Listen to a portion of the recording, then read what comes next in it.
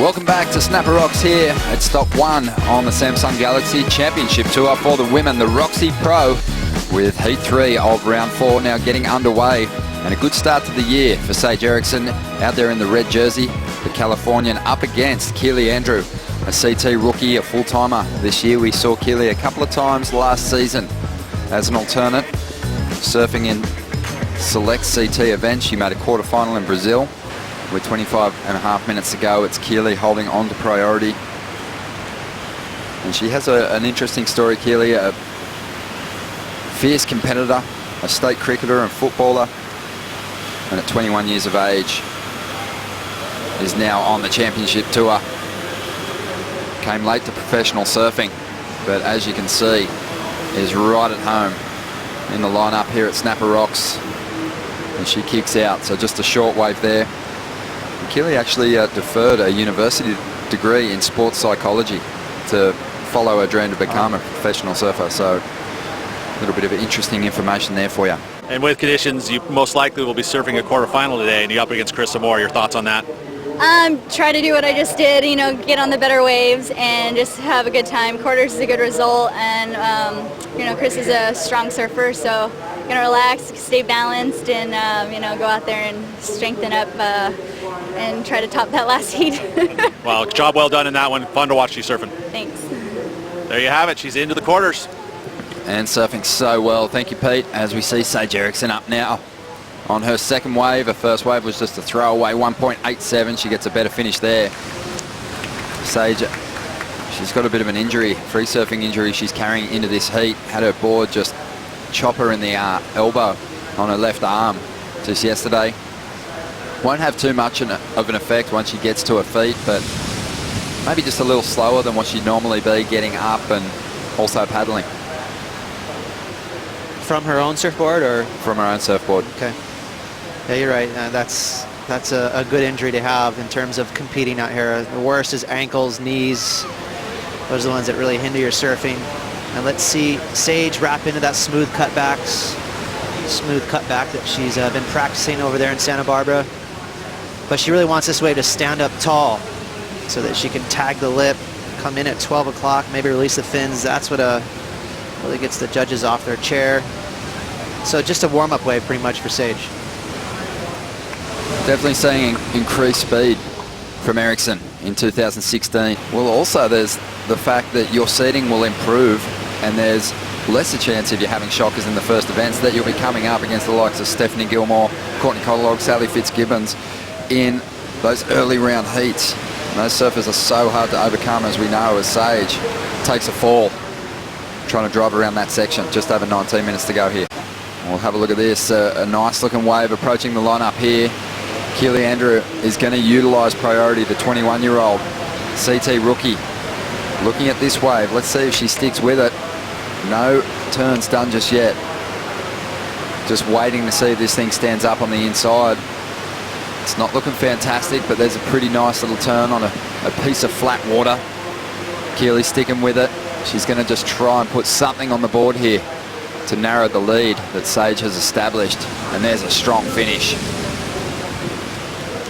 So an average wave and pretty well surfed for what was unfolding there. Yeah, I love that snap to finish with. You know, just a so-so wave, but nice way to have something positive there with that little tail slide. She does have a nice, sharp little whip to her turns. It's going to be a good battle here unfolding once we see some decent waves rolling in. Here's the replay of Keely's second ride. Just for a split second there, you can see she thought about kicking out. She looked slightly frustrated, but then she saw something on the inside. So she had to wait for it. Waiting. Nice little snap, and now this wave is going to hit the inside. It's going to kind of steepen up. So one more cutback, and now she's going to go, okay, here's my time. I need to kick the teeth in. Oh, she did it. So, you know, made a pretty sleepy wave actually scoreable. Won't be in the excellent range, but we'll be up there with Sage's 5.5, maybe even a little better. We're waiting on that number to come through. Well, a nice looking wall here for Sage. Good first turn. Not overcommitting, keeping a bit of speed to get down the line. And this thing is starting to line up She has a nice little crumbling lip to play with here and dishes out a nice solid hit. Keeping busy. This thing is shaping up beautifully down the line. She's got to get going though. She just wants this one section and she bashes it. Nice floating re-entry to finish. That would have felt good. A good sized wave. Didn't really waste any opportunities down the line. Maybe had a decision to put the foot on the gas and get to some more green face down the line, but opted for a strong finish instead. I think she did well. That wave looked really difficult to piece together. It had some funky sections. It was bigger, and some of those bigger waves, they turn out to sea, so they don't have that nice lip line that comes back at you. Those are the waves that are very easy to throw down big moves. Strider, are you still with us? Yeah, I'm here. I wanted to ask you, buddy, you know, you're from not very far down from where Sage is from. We keep comparing how she has such a good advantage with all the point breaks in Santa Barbara. What's that like to be able to warm up in those points? You know what, it really is. I mean, we saw in Carissa's surfing, she's actually been up there doing the same thing. And as you can see, Sage is used to, you know, waiting to line up a wave, not over surfing it, waiting, looking and seeing that section and just wading into it and really performing up to, you know, at that level that the wave wants. You know, there's a lot of surfing that happens. You see people trying to overperform, pushing too much, you know, over surfing a wave. She's used to sitting back, so I think it's playing in to this game plan here perfectly for her, having that opportunity to have those kind of waves back home. Well, here is the replay of that ride. Strong first turn. There was that one big steep section, Ross, which she really let go of a nice maneuver on. Yeah, she did. And again, this wave, as Strider said, was difficult to piece together, but she did it nicely. And, you know, a lot of point break surfers, they have great patience. They know to bide their time. You know, there's no rush to go hurry up and whip into a turn. Let the section form up and then tag it. So, you know, this wave, no serious, heavy one maneuver, but she made a score out of a wave that, quite frankly, was pretty hard to surf. Sage Erickson, she got a big number on her last ride, Ross, a 7.4, well out in front now. And she needs to, as you can see there on the right, she needs a 5.51 or higher. She'll be chasing a lot more to push the requirement up for Keely Andrew, who is currently in need of an 8.5. And having a look at this one, nice vertical climb. Didn't really get on top of that first section though. She'll want to get some big moves done down the line. Sticking with this one. It could roll through beautifully to the inside. She stands on the tail trying to maximize that first steep wall. And just flowing at this point in time, just as Sage Erickson did on the previous wave. And now she gets the opportunity to dig in. A couple of solid maneuvers, but Sage's wave was almost twice as big. So I don't expect that is going to give her the number she needs to get into the lead. An 8.5 is a pretty tall order at the moment. I'll tell you what, there's some real positives to take away from that wave from Keely. I like her steep angle. When she bottom turns, she really hits it at 12 o'clock. I would say she is more aggressive out of these two surfers in the water. Sage has that nice, as you mentioned, kind of a syrupy rhythm to her carves, but she really likes to kind of lean on that cutback. Whereas Keely Andrew, watch how steep she comes in this bottom turn, even this little floater.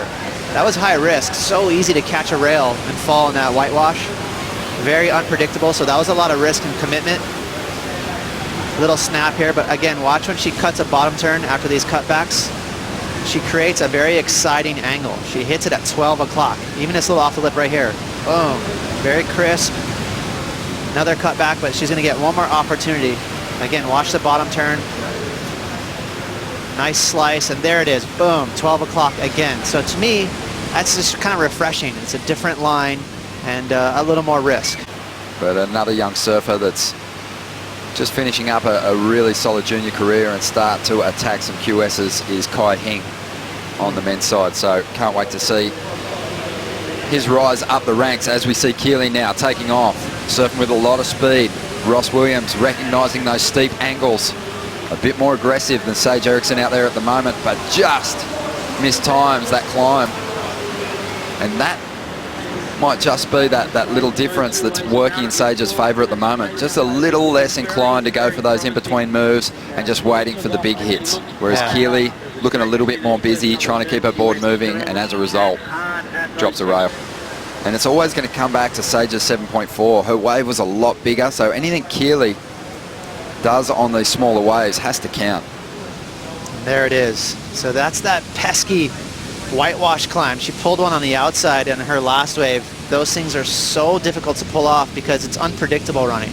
You don't know exactly how that whitewash is going to kind of explode around you, and it's going to behave. It's going to put a kind of a weird pushback on your board that's not predictable. So you have to kind of just be there light-footed and wait for that board to push back at you. A lot of times when the whitewash doesn't push the board back on your feet, that's when you go down. 15 seconds remaining, and Sage should get this one. A 7.4. She picked off a good set, finished it beautifully. And she was also counting on a 5.5. You saw Sage let her hair out just there. So feeling pretty comfortable. The job was done. And she's going to be marching on to the quarterfinals for the first time at stop 1 on the championship tour. Oh, this is a big result for her. And I know the conditions were tricky right now. The tide is coming up. But here's the good news. It's not a real big high tide today. So I think we could march on through.